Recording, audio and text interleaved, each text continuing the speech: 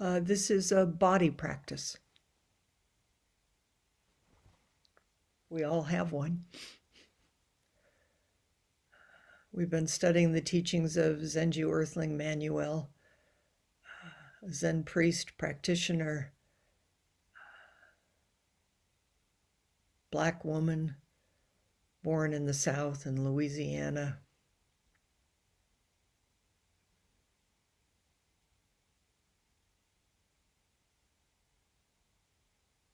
She has a new book. I haven't received it yet, but I have an article that was published in Lion's Roar, so I'm going to draw on that, called The Shamanic Bones of Zen.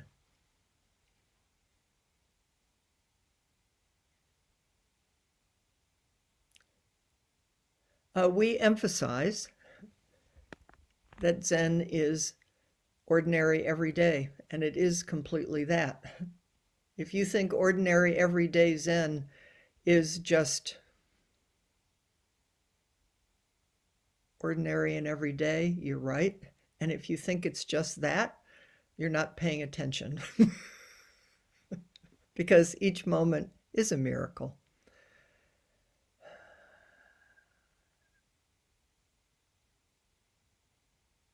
And we sit on the bones of our ancestors and of the entire earth. They sit with us, they walk with us. They meaning a particular lineage in our tradition, and the whole world, and our personal ancestors, mothers, fathers, siblings, extended family. We are so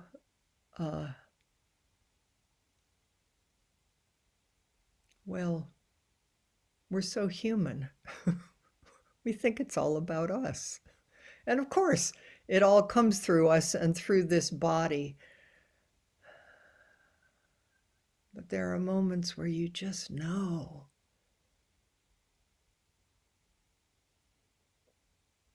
The deep gratitude of what has been passed to us and the responsibility of it.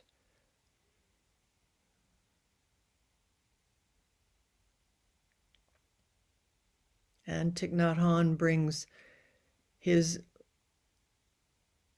ancestral teachings. We'll study those beginning next week, and Zenju brings hers. And so, of course, she brings now for all of us forward her African ancestral bones and lineage to help enhance and deepen our view and our understanding.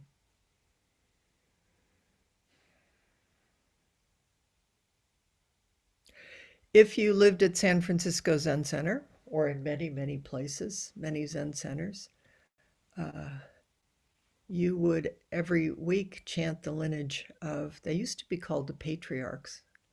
It was a completely male lineage. Now there is, in our time, things do change. Of course, it's always been so. There's a woman's ancestral lineage that's also chanted. We don't do that here. Everyday Zen, we're more in the Everyday Zen lineage. And when Norman established Everyday Zen, he didn't make that part of our liturgy. But when we sit, when we bow, when we offer incense, in our all-day sittings, when we go to the altar and the rituals,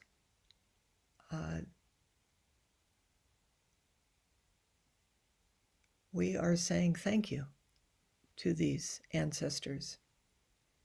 And I think it's an important part of my Dharma name is ancestral devotion. I was surprised because I didn't know that when I received that name in my 20s. Now I think, how did they know? If you skip this part of it, you won't get the depth and the beauty and the shamanic bones of our tradition, which is very beautiful. You don't have to pick it up, but it's here. I thought I asked Debbie if she would screen share. I just want to show you. Some of you know, some of you don't know. I want to show you what's chanted, the lineage, the traditional lineage. So and then we're going to show you the women's lineage. So the names of the Buddhas and ancestors. Bibashu Daya So, Bibatsu Butsu Daya Sho, Shiki Butsu Daya Sho, Bishafa Butsu Daya Sho, Kurasuro Butsu Daya Sho, goes on and on. And then let's show the other one, Debbie. These are our Zen ancestors.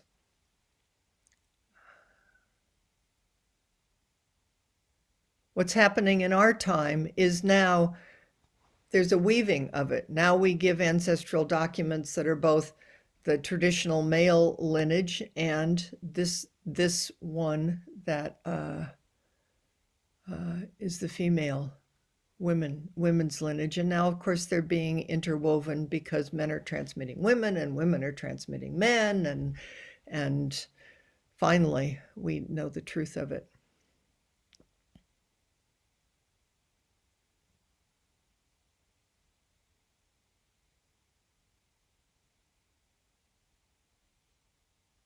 Just give me a sec, Chris. I lost the Sure. words.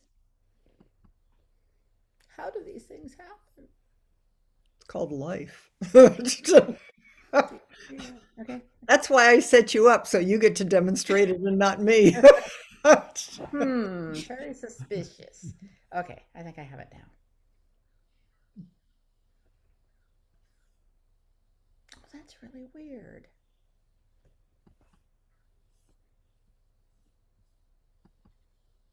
There. Here it is. Uh, Name of the women's ancestors.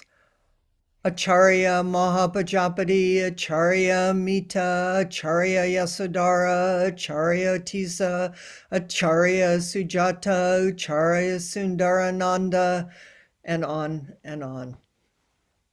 Thank you, Debbie. I will say that in April, John Evans and I are going to teach the Everyday Zen seminar on the women's lineage, and I think we'll do a parallel, probably unit here, so we can study some of these women in the lineage. But I thought I wanted to just, because Zenju's teacher was Blanche Hartman. And Blanche Hartman's teacher was Mel Weissman. And Mel Weissman's teacher was Uitsu Suzuki, who was Suzuki Roshi's son, and Suzuki Roshi, and before and before and before. So we all are indebted. It's really important to say thank you. Blanche was the first woman to serve as co-abbot of the Zen Center. This is written by Linda Ruth Cutts, who then later became one of the abbots of the Zen Center, saying thank you to Blanche. This is Blanche's book that Zenju edited, Seeds for a Boundless Life. Linda says, it is not possible to completely express in words how Blanche's life and teachings have touched people. I know that she is loved and trusted and has brought the spirit of Suzuki Roshi's way into her life and demonstrated it to countless people. Her many students are carrying on the spirit of helping others in their own unique way. I want to thank Blanche for being an example of the shining practice Bodhisattva Samantabhadra and for showing me the way. So when you bow to your cushion, that's what you're doing, is you're saying thank you to the named and unnamed, and to the earth, and to everybody in your lineage, in your DNA, who gave you a body. And maybe you like them, and maybe you don't, and maybe you've made peace, or whatever it is. It's still, you would not be here without every single one of them and each of us breathing life into each other. So now I'm going to read you some things from Zenju with that context. She says, Oh, Zenju is also a queer woman, which I think is a queer person. I think that's important to say too in terms of gender. That's actually I don't want to skip that piece of it. Is bowing and bowing and bowing to just this person just as they are. She says, for eons, across spiritual, cultural, and religious traditions, people have made offerings in honor of ancestors. Do you have an altar in your home? That's one way we do it in our homes. Light a candle, light incense, put flowers.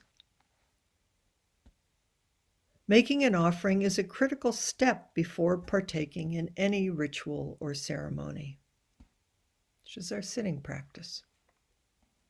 In essence, the people, teachings, and the land that have sustained the wisdom traditions are to be honored prior to the activities in which the community will participate, heal, and transform. So before we come together, each time I light incense. And moving the dedication of merit to the beginning is, in a sense, doing that. Saying thank you. We're here because of all of you and for all of you.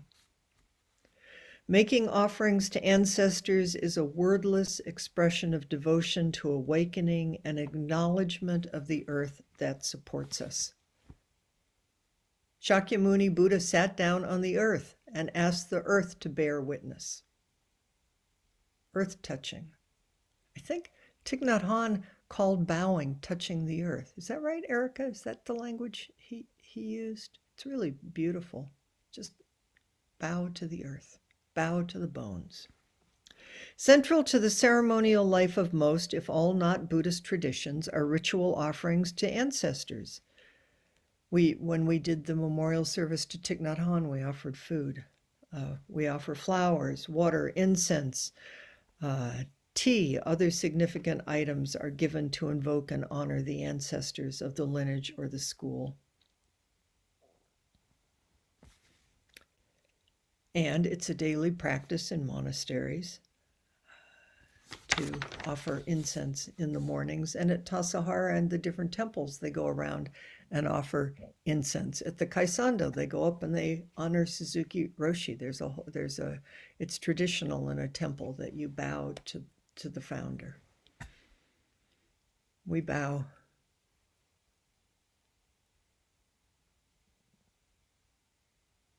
We bow to our founder, to our own deep heart,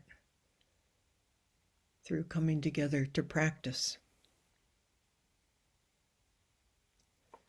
Although the daily rituals of offering, was part of what attracted me to Zen, Zenju says, she's also come to see that the repetition has its own risks. Maybe this is why Norman decided to drop this part of it.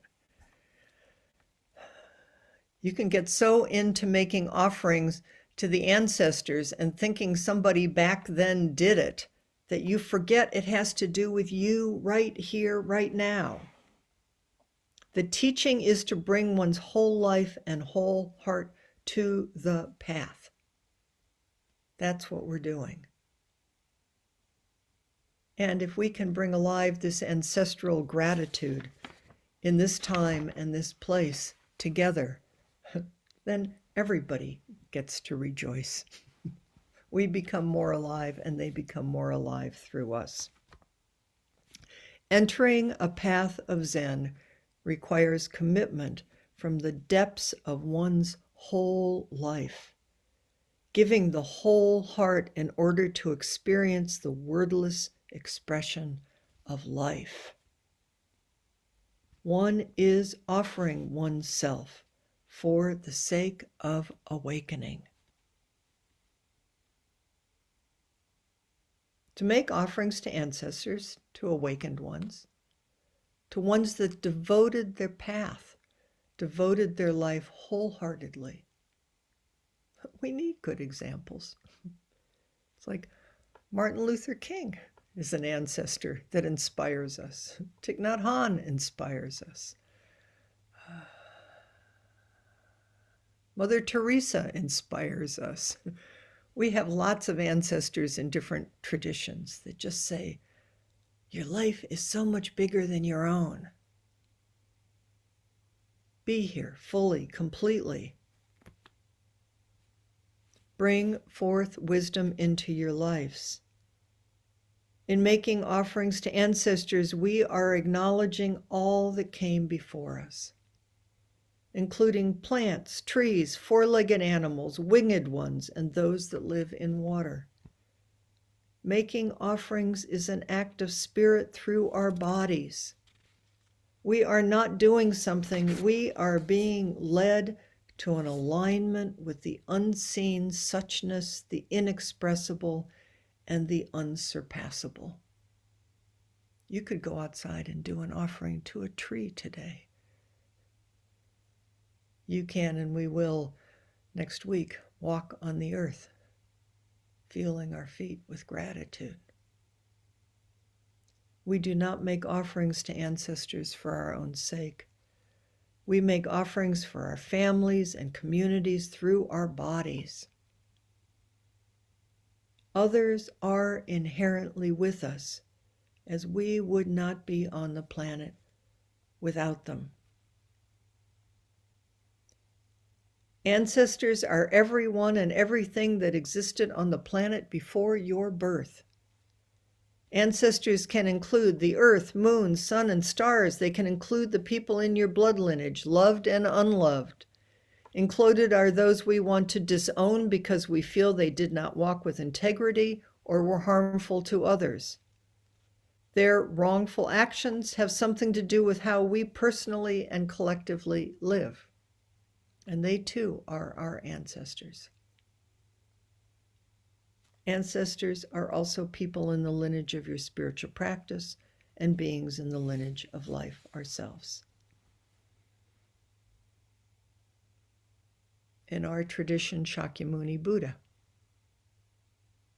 But Shakyamuni Buddha knew that he wasn't the first Buddha. He knew that he was the Buddha before Buddha, and that there were 7 Buddhas before Buddha, and before that, and before that.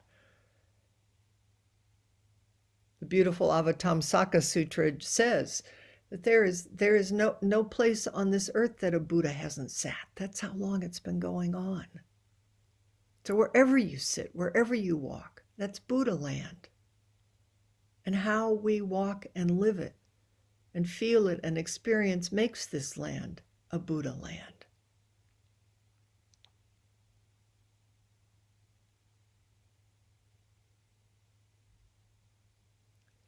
She says, when we bring in the ancestors at the beginning of a ritual or ceremony, throughout our life, before we sit, we are starting with the bones. Of course, this comes from, well, I love the language of Bodhidharma, skin, flesh, bones, and marrow. I think, oh, this is bone deep. But the African ancestral tradition, bones are an active part of the ritual. Through our bones, we can access wisdom that has been passed from ancestors to the present. Sit. This beautiful zazen posture, whether you do it laying down, sitting in a chair, the felt sense of zazen is the bones passed to us, the breath passed to us. It's not mysterious. And it's so profoundly mysterious, you can't even begin to imagine. Don't take zazen for granted and think it's just this thing you do or don't do or you should have done or what. It's a way to acknowledge the mystery and gratitude, to stop.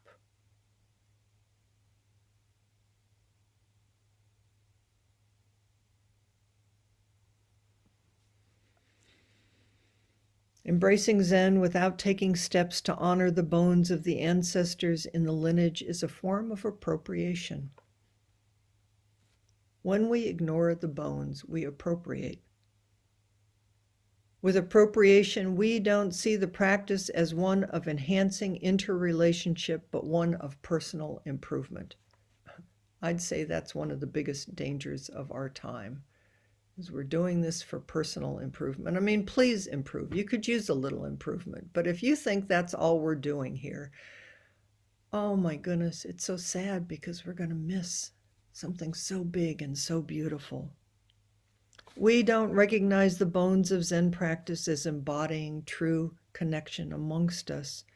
And we don't see that there is an opportunity in ritual and ceremony to activate justice through collective awakening with those who were here before our birth. Appropriation and justice, those are usually political words. I love that she's making them Dharma words because there's no separation. It's like, how do we live it? How do we do this? Buddhism arose from the flames of suffering among the people of India. India. The suffering of the people of India. It emerged from the suffering Buddha saw among the Shakya people, the poor, the aged, those dying from neglect, and all those he felt needed the kind of liberation that he discovered. It is important to remember that ritual and ceremony arose in Buddhism because it was the way an ancient people attended to their suffering. So many of us came to Buddhism because of suffering, whether we knew it or not. And we keep coming back to the cushion because of suffering and gratitude and beauty.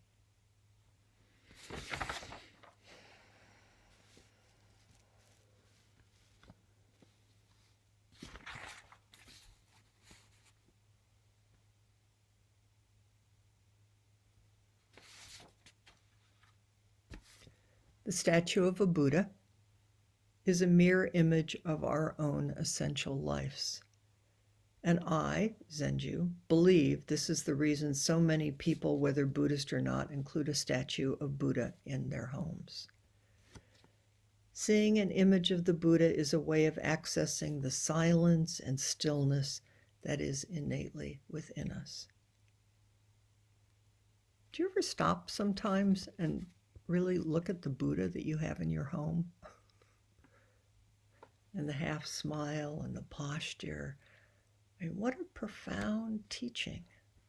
It's like, what is it?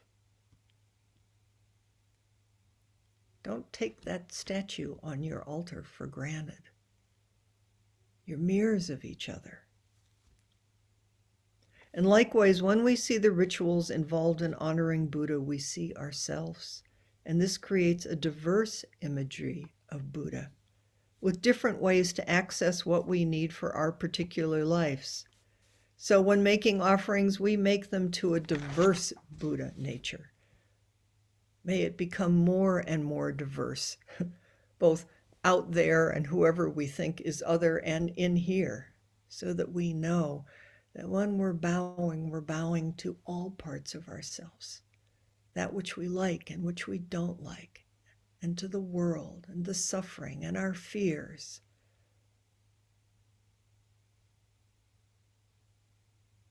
And maybe in this world with climate change and injustice, the more as we become more globally aware of suffering and injustice, I think it ignites bodhisattva practice. I want to bow because I don't know what to do. I don't think you know what to do. I know I need to stand and sit and open to the bones and beyond the bones, over and over and over again. Otherwise, we're lost. But that's okay. That's it too. Zenju closes with, there is a beautiful song in the African Malawi culture that represents seeing Buddha nature in each other and honoring each other. It is sung while facing another person. You sing to the person that you see them. You sing to the person that you see them. I see you. And in turn, they do the same. I see you. When one person acknowledges that they see the other, it is a ritual of mirroring, of empowering. And it supports awakening to the reality that there isn't only my life, but also that there is life. There is valuing life. We honor that life in ritual and ceremony when we make offerings.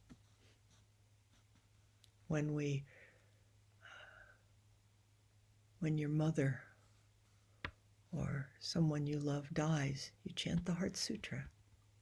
It's an offering. So I'm here with you as you make this passage into this mystery. We sit together. I see you as the Heart Sutra, and the Heart Sutra sees you as you, dissolving into the great mystery of no eyes, no ears, no nose, no tongue, no body, no mind.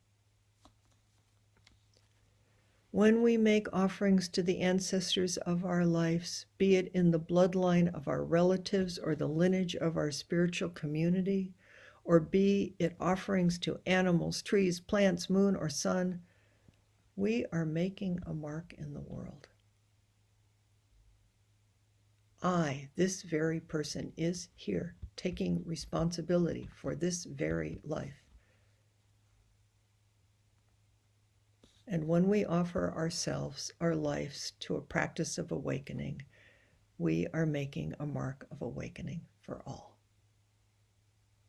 And all is here helping us awaken, because I am absolutely certain, and I think you are too, if you look deeply, that life will not leave us alone. We're not going to get out of this alive, and life is going to do everything it can to wake us up, to come home to who we truly are, because that's just the truth of it. Okay. So here's my question.